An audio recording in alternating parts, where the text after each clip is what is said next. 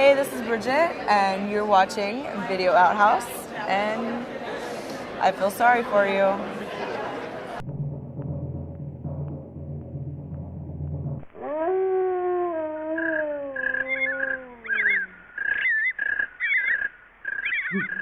It's like a dream. Sweet Dan reviews comic books. Hey kids, how you doing? Comic Book Man here. Welcome to the Video Outhouse. It's time once again for me reviews on current comics. Watch out. Like Image's Sky Pirates of Neoterra. I'm so excited. Oh, tell me something, Dan. Is this the most wonderfulest book ever made, or is this just another crappy Image #1? You know, if I was 9, I would probably be really into this, and I'm not the target audience. Is this a kid's book? You know what? It feels like it. It's not rated for kids. It doesn't have any serious violence. It doesn't have any sort of cuss words or boobies or anything like that. Because if this is I didn't have this set up as part of Kids Corner for Ship Shape. I didn't think this was a kid's book, but if this is a kid's book, that totally changes my attitude towards the book and whatever your potential review could be. It kicks it into a different category. It's like this. Okay. Little kids are going to love it, and they're going to try to sell your kids a bunch of crap that's based on this. Crap. Older fans of anime may or may not get into it. If anime really isn't your shtick, I don't think you're going to really care for it. Here's the deal. It was created as a comic book story. Before it ever got off the ground as a comic book, it was optioned by Nintendo for the DS and later for the Wii. The DS game is already out. I haven't been able to track it down. I wanted to play it before I could do the review, but none of my friends play video games like that, so I'm kind of SOL.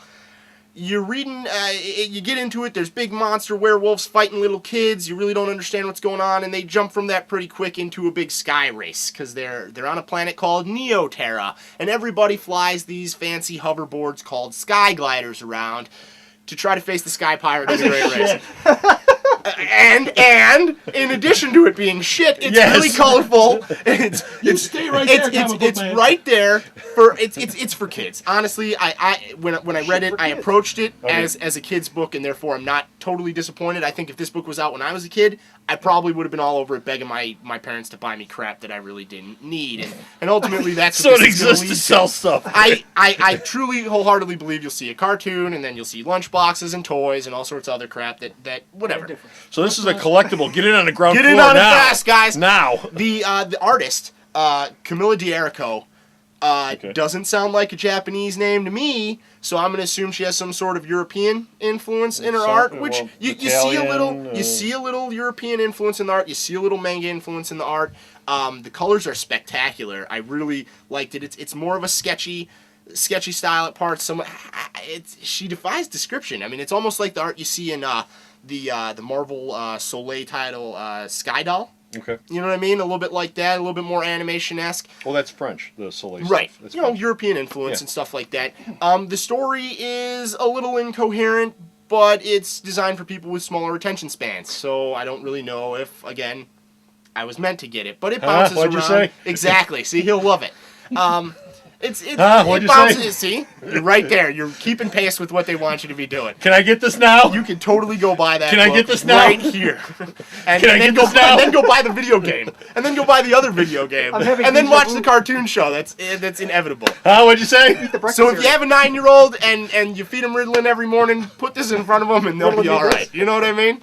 Other than that, skip it if you're above the age of like 12 and can tie your own shoes. If you can't, you might like it anyway.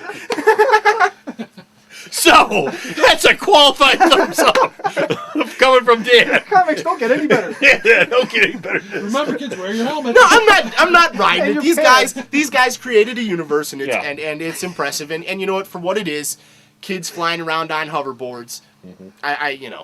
It's not my thing, but it's not meant for me. Sounds like a Saturday morning commercial. Exactly. And that's exactly what it reminded me of, and that's exactly what it'll remind you of when your kids start begging you to buy you all the crap associated with it.